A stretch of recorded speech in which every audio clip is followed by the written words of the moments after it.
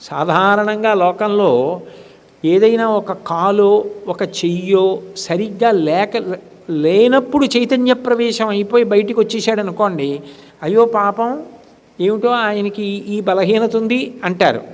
కానీ నిజానికి గుండీచాదేవి అంత ప్రేమతో బ్రాహ్మణుడికి ఏమైపోయిందో అని తలుపులు తెరిపిస్తే అపరాధం జరిగింది కాబట్టి నేను నిన్ను క్షమించననలేదు.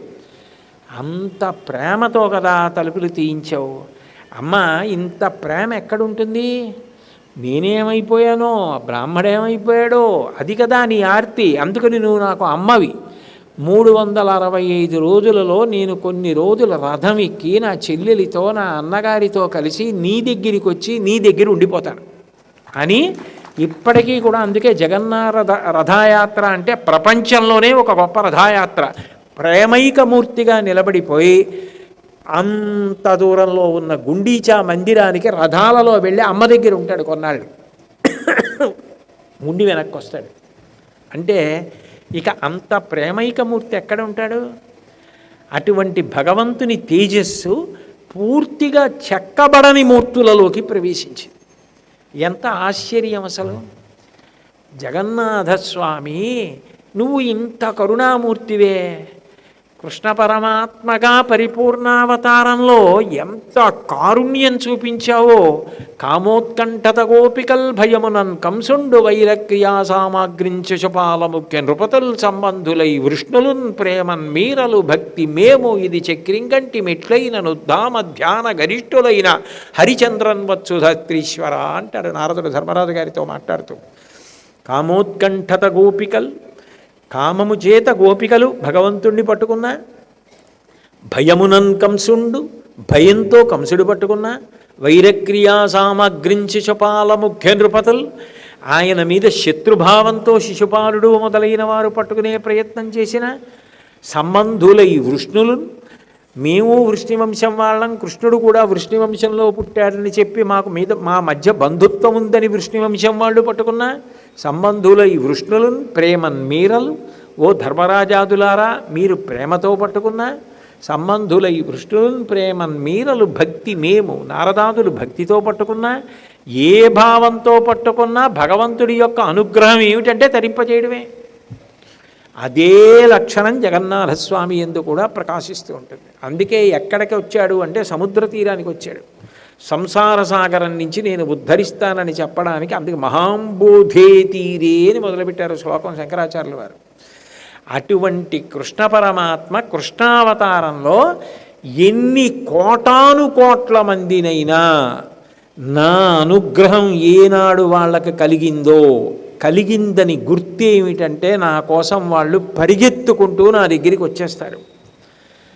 ఆయన దర్శనం చేయడం కన్నా మాకేం కావాలని అన్నీ విడిచిపెట్టి పరిగెత్తుకు రావడమే రాసలీల యొక్క ప్రారంభ ఘట్టం. జగన్నాథుడి అనుగ్రహం కలిగిందని గుర్తేమిటంటే జగన్నాథ దర్శనం కోసం పరిగెడతాడు. ఏ కష్టమో ఏ నిష్ఠూరమో నేను జగన్నాథ దర్శనం చేసేయవలసిందే జీవితంలో. మళ్ళీ మనుష్య జన్మ వస్తుందా? ఇలా పూరి వెళ్ళి చేయగలనా?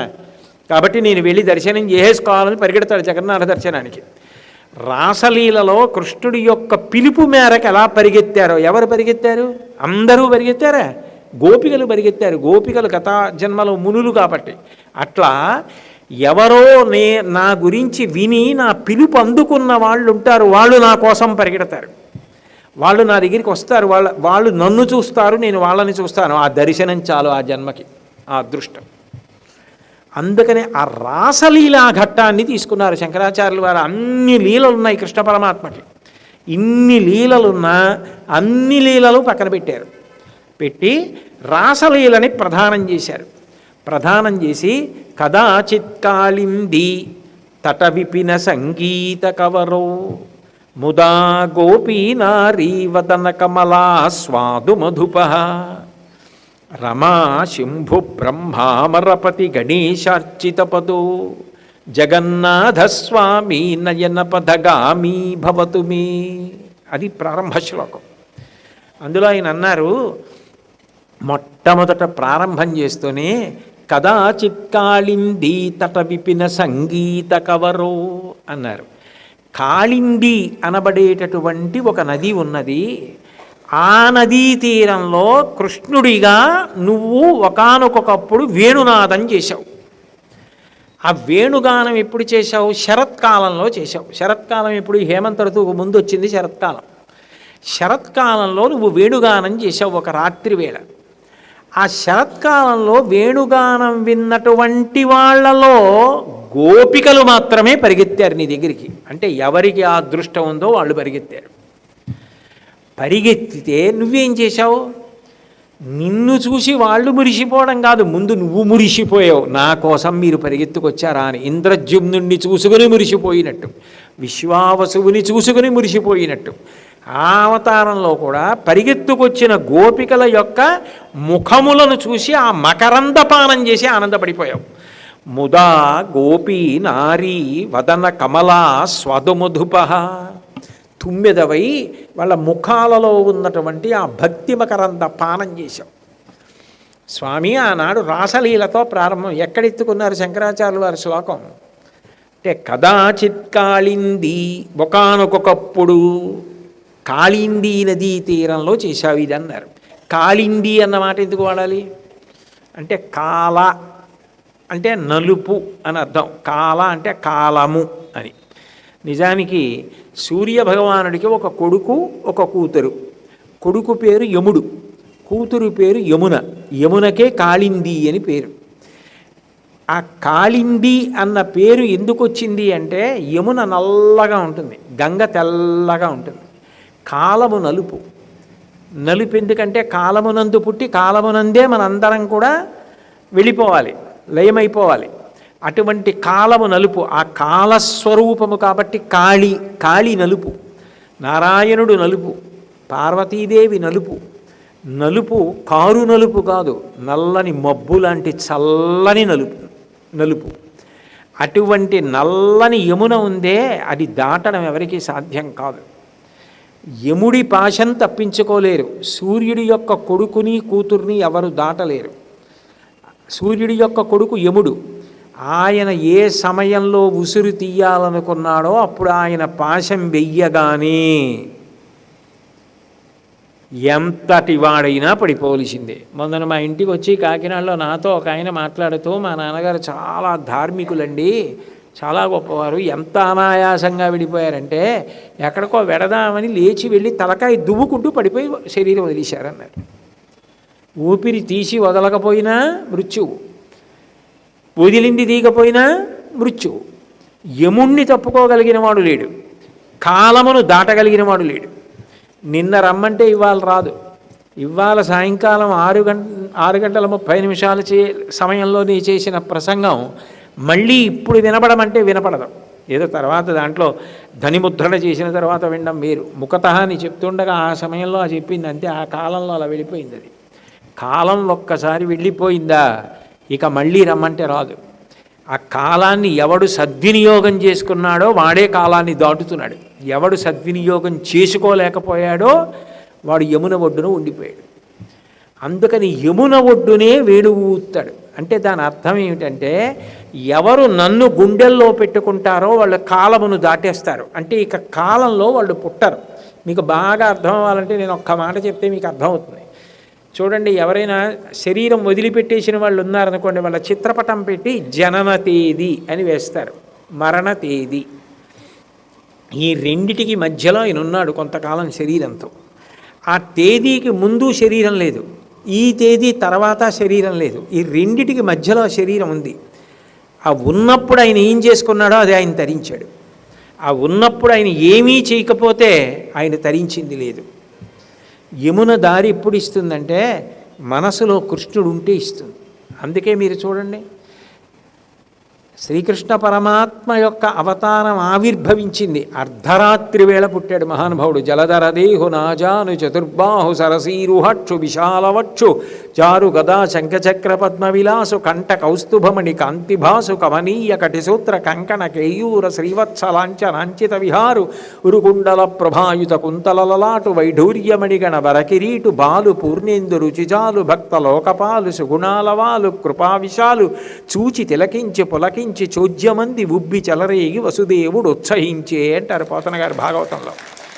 శంఖచక్ర గదాపద్మములతో పట్టు పీతాంబరం కట్టుకుని అర్ధరాత్రి వేళ ఆవిర్భవించాడు. అట్లా ఆవిర్భవించినటువంటి కృష్ణ పరమాత్మ యథార్థానికి అంత కటిక చీకట్లో పుట్టాడు. ఎందుకంటే ఇంకా అంతకన్నా కటిక చీకటి ఉండే అవకాశం సంవత్సరం మొత్తం మీద లేదు. అదే కటిక చీకటి రోజు. ఎందుకనంటే ఉత్తరాయణం కన్నా దక్షిణాయనం చీకటి. ఎందుకనంటే దక్షిణాయనం దేవతలకు చీకటి, రెండు పితృదేవతలకు చీకటి. ఎందుకంటే శ్రావణ మాసంలో కృష్ణపక్షం పితృదేవతలకు చీకటి. అన్ని మాసములలోకి మనకి శ్రావణ మాసం చీకటి. ఎందుకంటే సంస్కృతంలో నభోమాసం అంటారు, నల్లటి మబ్బులు కిందకు వస్తాయి, వర్ష ఋతువు, అందుకని చీకటి. కృష్ణపక్షం చీకటి. కృష్ణపక్షం మధ్యతిథి కాబట్టి అష్టమి ఇంకా చీకటి. అష్టమి నాటి అర్ధరాత్రి కటిక చీకటి. ఇంకా అంతకన్నా చీకటి ఉండే అవకాశం లేదు. అందుకని శ్రావణ మాసంలో పక్షంలో అష్టమి నాటి అర్ధరాత్రి వేళ కృష్ణ పరమాత్మ ఆవిర్భవించాడు. అంటే అంత చీకటి ఉన్నప్పుడు ఆయన వచ్చాడు. అంటే దాని అర్థం చీకటిలోంచి వెలుతురులోకి తీసుకెళ్ళడానికి నేను వచ్చాను. తమసోమ జ్యోతిర్గమయ మృత్యోర్మ అమృతంగమయ అసతోమ సద్గమయ. నేను మిమ్మల్ని చీకట్లోంచి వెలుతురులోకి తీసుకెళ్ళడానికి జగద్గురువుగా వచ్చి భగవద్గీతనిచ్చాను అని చెప్పడానికి అలా వచ్చింది అవతారం. అటువంటి కృష్ణ పరమాత్మ యమునా నది దాటాలి అని వసుదేవుడు అనుకుంటే కృష్ణుణ్ణి ఎత్తుకొని, తెలుగు భాగవతంలో అయితే గుండెల మీద పెట్టుకుని యమున దగ్గరికి వెళ్ళాడు. మంచి వరదతో వెళ్ళిపోతోంది యమున. కృష్ణుణ్ణి ఎప్పుడైతే గుండెల మీద పెట్టుకుని వసుదేవుడు వచ్చాడో ఆశౌరికి తెరవసగను ప్రకాశోద్ధత తుంగ భంగ కలిత ధరా సాకాశయగు యమున మును సీతేశునకు పయోధి త్రోవ ఇచ్చిన భంగిన్. త్రేతాయుగంలో రాముడికి సముద్రం దారిచ్చినట్టు కృష్ణుణ్ణి గుండెల మీద పెట్టుకున్న వసుదేవుడు వచ్చేటప్పటికి యమున దారిచ్చేసింది. అంటే కాలం ఇక మళ్ళీ పుట్టవలసిన అవసరం లేకుండా, పుట్టుక లేదు కాబట్టి ఇక చావవలసిన అవసరం లేదు. యమున దాటాలి అంటే కృష్ణుణ్ణి గుండెల్లో పెట్టుకోవాలి. కృష్ణుణ్ణి గుండెల్లో పెట్టుకోవాలి అంటే కృష్ణుడి యొక్క వేణునాదం వినపడాలి. వినపడితే పరిగెత్తిన వాళ్ళు ఎవరో వాళ్లే కృష్ణ దర్శనం చేస్తారు, వాళ్ళతోనే రాసలీల చేస్తాడు. కృష్ణుడిగా అప్పుడు అది చేశావు. అప్పుడు కొద్దిమందే వచ్చారు గోపికలు. ఈ అవతారంలో ఆ కారుణ్యం విస్తరించింది. ఇప్పుడు అర్ధరాత్రి వేళ రావక్కర్లేదు, విడిచిపెట్టి రావక్కర్లేదు. జగన్నాథుడి మీద ప్రేమతో ఎవరెవరు పరిగెత్తుకొచ్చి చూస్తున్నారో వాళ్ళందరికీ పాపనాశనం చేసి వాళ్ళందరినీ నీ హక్కును చేర్చేసుకుంటున్నావు. అంత తేలిక చేసేసావు. అందుకే 3వ మెట్లు యమశిల. నేను దాని గురించి మీకు చెప్తాను. అందుకే ఇప్పటికీ పూరీ క్షేత్రంలో విశేషం ఏమిటంటే 22 మెట్లు ఉంటాయి. 22 మెట్లు 22 తత్వాలకి గుర్తు. తూర్పు ద్వారంలోంచి లోపలికి వెడుతున్నప్పుడు మళ్ళీ జగన్నాథస్వామి గుళ్ళో ఒక్కొక్క ద్వారంలోంచి మీరు ఎడుతున్నారంటే ఒక్కొక్క దానికి అది సంకేతం. తూర్పు ద్వారంలోంచి వెడుతున్నప్పుడు 2 సింహాలు ఉంటాయి, దాన్ని సింహద్వారము అంటారు. మీరు అందులోంచి వెళ్ళారనుకోండి మోక్షమునకు కారణము. సాధారణంగా అందరినీ తూర్పు ద్వారంలోంచి 2 అంటారు. పైగా దానికి ఎదురుగుండా కోణార్కలో ఉన్న సూర్య స్తంభం ఉంటే దాని మీద అనూరుడు ఉంటాడు. అది దర్శనం చేసి తూర్పున సూర్యబింబానికి ఎదురుగుండా ఉంటాడు జగన్నాథుడు. జగన్నాథస్వామి దేవాలయంలో విచిత్రం ఏంటంటే పైనున్న సుదర్శనం మీరు ఊళ్ళో ఎక్కడున్నా కనపడుతుంది, మీ దగ్గరగా ఎదురుగుండా ఉన్నట్టు కనపడుతూ ఉంటుంది మీకు. అదో విశేషం. ఆ తూర్పు నుంచి ద్వారంలోంచి లోపలికి వెడితే సింహములు ఉన్న ద్వారంలోంచి వెళ్ళారు కాబట్టి సింహద్వారం, మోక్షం సిద్ధిస్తుంది. ఉత్తరాన ఉన్న ద్వారంలోంచి లోపలికి వెడుతుంటే ఏనుగులు ఉంటాయి, హస్తిద్వారం. హస్తి అంటే ఏనుగు. ఏనుగు ఎక్కడ ఉన్నా దాని కుంభస్థలంలో లక్ష్మీదేవి ఉంటుంది. అందుకని అర్ధసిద్ధి. నాకు అయ్యో డబ్బులు లేవు, బాధపడుతున్నాను, చాలా ఇబ్బందులు పడుతున్నాను, ఏ జన్మలో చేసుకున్న పాపమో అది తొలగి నా అవసరాలు తీరాలనుకున్న వాళ్ళు దక్షిణ ద్వారంలోంచి ఎడతారు. అందులోంచి అది ఉత్తర ద్వారంలోంచి ఎడతారు. ఉత్తర ద్వారంలోంచి వెళ్ళారు అంటే హస్తిద్వారం, 2 ఏనుగులు ఉంటాయి. ఆ ద్వారంలోంచి వెళ్ళారు అంటే అర్ధప్రాప్తి. అర్ధప్రాప్తి అంటే డబ్బే కాదు, సౌఖ్యమునకు కారకమైన సాధనములన్నిటికీ అర్థమనే పేరు. నేను మంచం మీద పడుకున్నాను అనుకోండి చలికాలంలో, అది అర్థం. ఎందుకంటే అది నాకు సుఖవస్తువు. వెచ్చగా హాయిగా పడుకున్నాను, దుప్పటి సుఖవస్తువు, పంచాలాల్చి సుఖవస్తువు. నేను ఉంగరం, అది లేకపోకుండా ఆచమనం చేయకూడదు, ఉంగరం ఒక సుఖవస్తువు. ఓ విభూతి సుఖవస్తువు. ఇవన్నీ సుఖానికి కారకాలు, ఇవన్నీ అర్థమనే అంటారు. అవి ఉత్తరం నుంచి ఏనుగులు ఉన్న ద్వారంలోంచి వెడితే, హస్తిద్వారంలోంచి వెడితే అర్ధప్రాప్తి. పశ్చిమం నుంచి లోపలికి వెడుతున్నప్పుడు వ్యాఘ్రములు ఉంటాయి, పెద్ద పులులు. పెద్ద పుల్లలు అంటే నిజంగా పెద్ద పుల్లనే కాదు, ఆ విగ్రహములు పెట్టుంటాయి. ఆ వ్యాఘ్రద్వారంలోంచి లోపలికి వెడితే ధర్మానుష్ఠానం కలగాలి. నా మనసు చంచలమైపోతోంది, ధర్మం మీద అనురక్తి కలగట్లేదు, నాకు ధర్మానురక్తి కలగాలనుకున్న వాళ్ళు పశ్చిమ ద్వారంలోంచి ఎడతారు. చిట్ట చివరది కామము. దక్షిణం వైపు నుంచి వెళ్ళేటప్పుడు అశ్వద్వారం అని ఉంటుంది, 2 గుర్రాలు ఉంటాయి. ఆ ద్వారంలోంచి వెడితే కామము ఈశ్వర కామముగా మారుతుంది. ఎప్పుడూ పిచ్చి కోరికలే కాకుండా అవసరాలు అడగవద్దని భగవంతుడు అనలేదు, అవసరాలు అడగవలసిందే. కానీ నాకు భగవంతుడు కావాలి, నేను ఈ జన్మ సార్థక్యం చేసుకోవాలి, కోట్ల జన్మల తర్వాత వచ్చింది మనుష్య జన్మ, ఇది నిష్ప్రయోజనం కాకూడదు, ఇది ఉపయుక్తము కావాలి అన్న ఆలోచన కలగాలి అంటే దక్షిణం వైపు ఉన్నటువంటి అశ్వముల మధ్యలోంచి ఆ ద్వారంలోంచి ఎడతారు. కొంతమంది ఏం చేస్తారంటే, మాకు ఈ పురుషార్థములు కదా, ధర్మార్థ కామమోక్షములు, ఇవి వద్దని ఎవరంటారు, మాకు ఇవన్నీ కావాలి అన్నవాళ్ళు మొత్తం దేవాలయానికి ప్రదక్షిణం చేసి 4 ద్వారాల్లోంచి ఒకసారి లోపలికి వెళ్ళొస్తూ ఉంటారు. ఎందుకని అంటే ధర్మార్థ కామమోక్షములు 4 సిద్ధించాలి. అథవా తూర్పు ద్వారంలోంచి తప్పకుండా పెడతారు. ఎందుకంటే మోక్షప్రాప్తి మనుష్యుడు మాత్రమే అడగగలడు, దేవతలకు కూడా లేదు అది, ఒక్క మనుష్యులకే. దేవతలు కూడా పుణ్యం అయిపోతే మళ్ళీ భూమి మీద పడిపోవాలి. క్షీణే పుణ్యే మర్త్యలోకం విశంతి. అందుకే ఇది నేను ఇవ్వగలను, ఇక పుట్టకుండా నువ్వు యమున దాటగలిగిన స్థితి నేను చేస్తానని చెప్పడానికే 22 మెట్లలో 3వ మెట్టు యమశిల. అదొక్కటే నల్లగా ఉంటుంది ఆ మెట్టు. ఆ మెట్టు తొక్కి మనం వెడతాం 22 మెట్లు ఎక్కి భగవద్ దర్శనానికి వెళ్ళినప్పుడు. ఆ మెట్టు తొక్కగానే పాపభంజనం చేస్తాడు జగన్నాథుడు. ఇప్పటి వరకు జీవుడు పతనం అయిపోయి ఇన్ని జన్మలెత్తడానికి కారణమైన పాపరాశి ఏది ఉందో అది ధ్వంసం చేస్తాడు. ఒకప్పుడు కాలంలో ఏమైందంటే, మళ్ళీ ఎక్కడ జన్మెత్తుతామో అని భయం వేసి అందరూ పురుషోత్తమపురి క్షేత్రానికి వెళ్ళి 3వ మెట్టు తొక్కి జగన్నాథ దర్శనం చేసుకునేవారు. ఇక ఎవడూ నరకానికి వెళ్ళేవాళ్ళు లేకుండా పోయాడు. అప్పుడు యమధర్మరాజు గారు పాపులందరూ ఇలా ధ్వంసం చేసేసుకుంటుంటే ఇక లోకంలో ధర్మం ఎలా నిలబడుతుంది, పాపానికి భయం ఎక్కడ ఉంటుందని అడిగారు. అడిగితే అప్పుడు వరం ఇచ్చాడు జగన్నాథుడు. వెళ్ళేటప్పుడు మెట్టు తొక్కినవాడు వచ్చేటప్పుడు కూడా తొక్కితే వాడి పాపం వాడికి వచ్చేస్తుంది. వచ్చేటప్పుడు మెట్టు తొక్కకూడదు, అది తెలిసి ఉండాలి. అందుకని చాలా జాగ్రత్త పడతారు. 22 మెట్లు దిగి బయటికి వచ్చేటప్పుడు 3వ మెట్టు ఎక్కడుందని జాగ్రత్తగా చూసుకుని ఆ మెట్టు తొక్కకుండా, మధ్యలో అయితే వెడల్పుగా ఉంటుంది, కాలు పడిపోతుంది, చివరికి ఎడితే సన్నగా అయిపోతుంది, అక్కడ దాటేసి దిగిపోతారు 2వ మెట్టు మీదకి, తొక్కరు. అంటే కాలమును దాటించేస్తానని చెప్పడానికి 3వ పెట్టు కాలస్వరూపంగా నల్లగా ఉంటుంది, దాన్ని యమశిల అంటారు. 3వ మెట్టుగా ఉంటాడు అక్కడ యమధర్మరాజు గారు.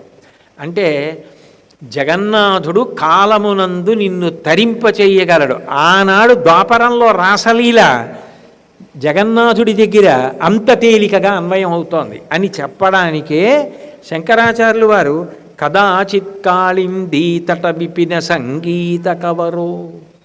ఆ వేణునాదం ఏమిటి, ద్వాపరంలో కృష్ణుడిది గోపికలకి ఎందుకు వినపడింది, ఆ శారదా నవరాత్రి, ఆ శరత్కాలపు రాత్రి ఏం జరిగింది, అది పురి క్షేత్రంలో ఎలా అన్వయం అవుతూ ఉంటుంది, అక్కడికి దర్శనానికి వెడితే ఏ విచిత్రం జరుగుతుంది.